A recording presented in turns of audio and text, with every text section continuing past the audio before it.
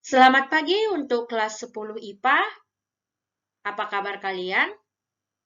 Saya berharap kalian semua di dalam keadaan yang bahagia, sehat, dan penuh sukacita. Dan saya juga berharap kalian memiliki keinginan yang tinggi untuk mengikuti pembelajaran hari ini. Ya, hari ini kita akan memasuki materi baru kita yang tidak asing lagi bagi kalian. Bahkan, materi ini sangat-sangat sering diperbincangkan pada saat ini. Ya, apakah itu? Sudah penasaran? Perhatikan. Materi kita hari ini adalah tentang virus. Pada materi ini, kita akan bahas sejarah perkembangan virus. Yang kedua adalah ciri-ciri virus, yang ketiga adalah bentuk virus, dan yang keempat adalah struktur daripada virus. Nah, teacher harap kalian bisa memahami dengan baik.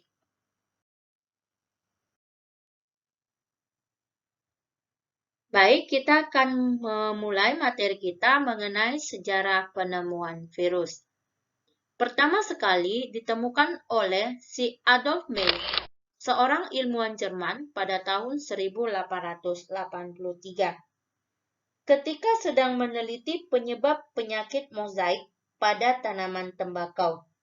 Penyakit mozaik tersebut menyebabkan bercak-bercak pada daun tembakau sehingga menghambat pertumbuhan tanaman. Oleh karena itu disebut mozaik. Nah, Adolf Meyer berhasil memindahkan penyakit tersebut dari tanaman sakit ke tanaman yang masih sehat dengan menyemprotkan ekstrak dari daun tanaman sakit. Jadi, perhatikan di sini, tembakau yang berpenyakit diambil ekstrak getahnya, kemudian disemprotkan ke tanaman yang sehat. Melalui percobaan tersebut, maka tanaman yang disemprotkan tadi akan menjadi tanaman tembakau yang sakit. Kemudian, Adolf mengamati pada mikroskop biasa, namun tidak menemukan apa-apa. Meyer tidak dapat melihat bakteri penyebab penyakit tersebut. Maka, Meyer pun menyimpulkan bahwa penyakit mozaik tersebut disebabkan oleh bakteri yang lebih kecil dari biasanya dan tidak dapat diamati oleh mikroskop biasa. Nah, ini adalah pengamatan Meyer. Selanjutnya, setelah satu dasawarsa kemudian, seorang ilmuwan yang bernama Dmitri Ivanovsky, seorang kebangsaan Rusia, melakukan penelitian atau percobaan pada tanaman tembakau yang memiliki bercak-bercak. Nah, ia menyaring getah tanaman tersebut dengan saringan bakteri. Pertama sekali, daun tembakau tersebut dihaluskan, diambil ekstraknya, kemudian disaring dengan saringan bakteri. Nah, kemudian hasil saringan tersebut diambil dan disemprotkan ke tanaman sehat. Nah, beberapa lama kemudian, tanaman sehat menjadi tanaman yang mengandung penyakit. Nah, kemudian Ivanovsky berkesimpulan penyakit tersebut disebabkan oleh bakteri patogenik yang sangat kecil dan menghasilkan racun atau toksin yang dapat melewati saringan bakteri. Karena tadi Dmitri Ivanovsky pada percobaannya, ekstrak tersebut disaring dengan saringan bakteri. Namun, ketika disaring, tetap setelah disemprot ke daun atau tanaman yang tidak berpenyakit, akhirnya tanaman tersebut berpenyakit. Ya, jadi berbeda dengan Adolf Meyer. Kalau Adolf Meyer tidak menyaring dengan saringan bakteri. Nah, Kemudian, Martinus Benjerik, seorang ilmuwan dari Belanda, pada tahun 1897 mengembangkan penemuan-penemuan yang telah dilakukan oleh teman-temannya. Nah, di mana Martinus William Benjerik ini mengamati beberapa kali tanaman tersebut. Nah, untuk Martinus sendiri, pada tanaman yang sakit, setelah diekstrak, kemudian disemprot ke tanaman berikutnya. Nah, ketika tanaman tersebut sakit lagi, diekstrak lagi, disemprot lagi ke tanaman berikutnya, dan ketika tanaman tersebut sakit lagi, disemprotkan sampai beberapa kali pemindahan. Nah, setelah tanaman tersebut dilakukan beberapa kali pemindahan, ternyata kemampuan patogen tersebut tidak berkurang setelah dilakukan hal tersebut. Berbeda dengan bakteri, agen penginfeksi tersebut tidak dapat dikembangkan dalam nutrisi atau pada cawan Petri dan tidak dapat dinonaktifkan dengan alkohol. Maka, Benjerik memperkirakan agen penginfeksi tersebut adalah partikel yang lebih jauh dan lebih kecil daripada bakteri, sehingga ia menyatakan bahwa partikel tersebut adalah virus lolos saring. Nah, itu adalah penemuan Benjerik. Dan akhirnya, penemuan-penemuan tadi disimpulkan oleh seorang ilmuwan yang bernama Wendell Stanley pada tahun 1935. Seorang ilmuwan dengan kebangsaan Amerika, ia berhasil mengkristalkan agen penyebab penyakit tadi. Nah, kemudian dikenallah dengan penyakit TMV atau Tobacco Mosaic Virus. Penemuan Wendell Stanley itu sangat menarik namun membingungkan. Kenapa? Karena sel makhluk hidup tersebut sangat sederhana dan dapat dikristalkan. Kemudian ia bertanya, apakah virus itu adalah makhluk hidup atau benda mati? Karena sejauh penelitian tidak pernah ada makhluk hidup yang dapat dikristalkan.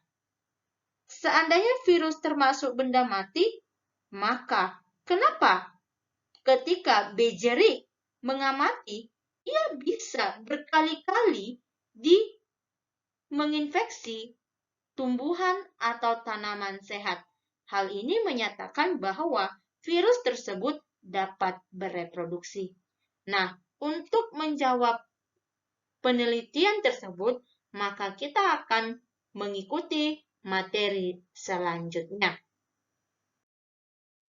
Mari kita lihat ciri-ciri virus. Nah, virus disebut sebagai makhluk peralihan karena dia memiliki ciri hidup dan ciri mati. Apakah ciri hidupnya? Perhatikan. Kenapa virus disebut sebagai benda hidup? Karena dia merupakan makhluk yang memiliki struktur asam nukleat yang memiliki DNA atau RNA. Jadi, DNA atau RNA ini adalah suatu bagian yang dimiliki dan hanya dimiliki oleh makhluk hidup. Nah, karena virus sendiri memiliki bagian ini, maka disebutlah virus tersebut adalah makhluk hidup. Tapi ingat, virus hanya memiliki salah satu. Kalau tidak DNA, RNA.